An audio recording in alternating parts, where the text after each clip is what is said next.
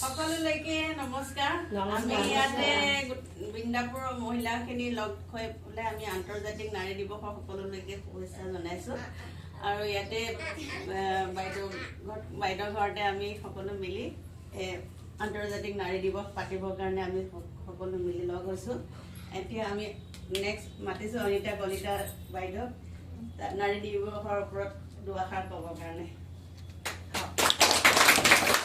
সকলোকে আন্তঃৰাষ্ট্ৰীয় মহিলা দিৱস উপলক্ষে মই আপোনালোকৰ লগতে অসমবাসী আৰু দেশ বিদেশত থকা সমূহ মহিলা সকলোলৈ মোৰ অন্তৰৰ মৰম শ্ৰদ্ধা আৰু শুভেচ্ছা জ্ঞাপন কৰিছোঁ। আজি আমি দিল্লীত আমি এইখিনি মানে দুৱাৰকা চেক্টৰ 1ত থাকোঁ, এইখিনি অসমীয়া আৰু আমি সকলো মহিলাখিনি আজি একগোট হৈ এনেই অলপ ধেমালি ফূৰ্তি আৰু লগতে একাপ গধূলি মানে চাহ খোৱাৰ যোগাৰ কৰিছোঁ। আৰু যদি মোৰ কওঁতে কিবা ভুল হয় ক্ষমা প্ৰাৰ্থনা বিচাৰিছোঁ।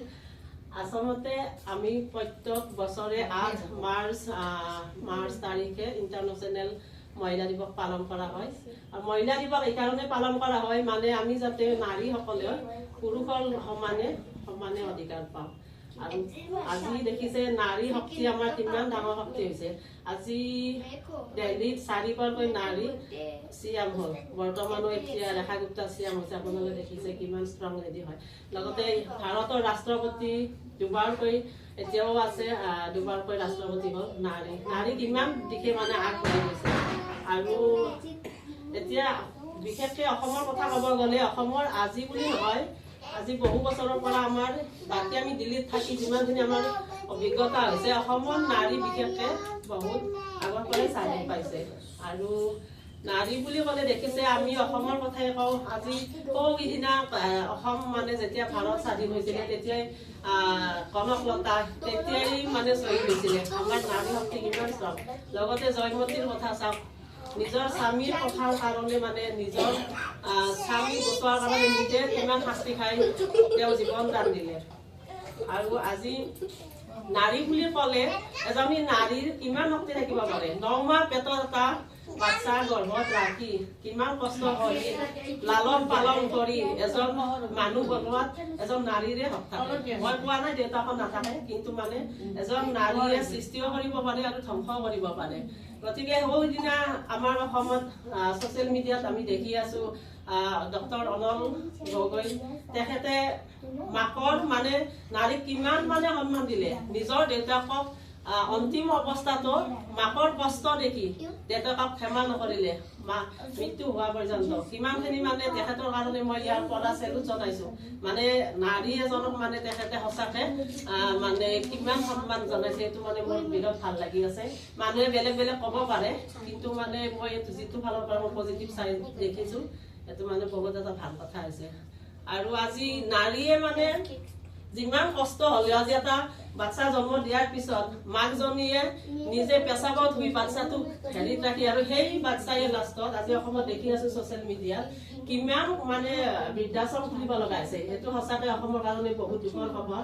মানুহ এটা কিমান ডক্টৰ ইঞ্জিনিয়াৰ কৰি লাষ্টত মানুহজনীয়ে বৃদ্ধাশ্ৰমত থাকিবলগীয়া হয়। কিন্তু মই ইয়াৰ পৰা অনুৰোধ কৰিছোঁ, আমিও ক্ষমা কৰিছোঁ, ইয়াৰ পৰা ক্ষমা মাগিছোঁ, কাৰণ আমিও শাহু শহুৰক ইয়াৰ পৰা আমি চাব পৰা নাই, কাৰণ আমাৰ সেইখিনি সুবিধা ইয়াত নাই।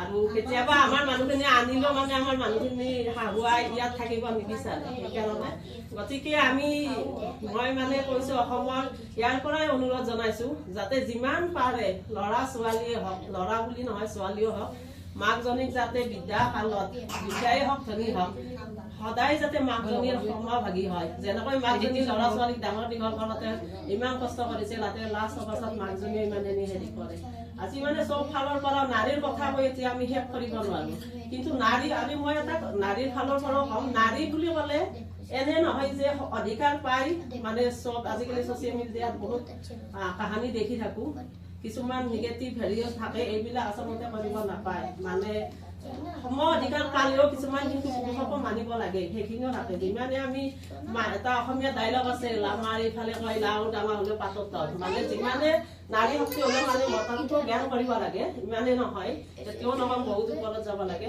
গতিকে নাৰীৰ কথা কৈ আমি শেষ কৰিব নোৱাৰো যিখিনি আমি আৰু আমি ইয়াতো দিল্লীত থাকিও আমি প্ৰত্যেক নাৰীয়ে যিমানখিনি কষ্ট কৰি ল'ৰা ছোৱালীক যিমানখিনি পাৰোঁ আগবঢ়াই নি আছো আৰু বাকী আৰু অসমৰ মই মানে যোনবিলাক ল'ৰা ছোৱালী মাকক বৃদ্ধাশ্ৰমত থৈছে সেইখিনিলৈ মই ইয়াৰ পৰা বিনম্ৰ অনুৰোধ জনাইছো যাতে আগলৈ এনেলোকে তেওঁলোকে এবাৰ ভাবি চাই সেই জন্মদিন ধৰি ল'ৰাটোক কেনেকৈ ডাঙৰ দীঘল কৰি ল'ৰা ছোৱালীক যাতে মাকৰ বৃদ্ধাশ্ৰমৰ আৰু অকলশৰীয়া জীৱন কটাব নালাগে তাৰ কাৰণ আৰু এইটো মানিছো বিদেশত থাকিলে থাকিবলগীয়া হয় কিন্তু তেনেধৰণৰ যোগাৰো কৰিব লাগে ঠিক আছে ইমানখিনি কৈয়ে মই যদি কিবা কওঁতে ভুল ভ্ৰান্তি আছে ক্ষমা প্ৰাৰ্থনা বিচাৰিম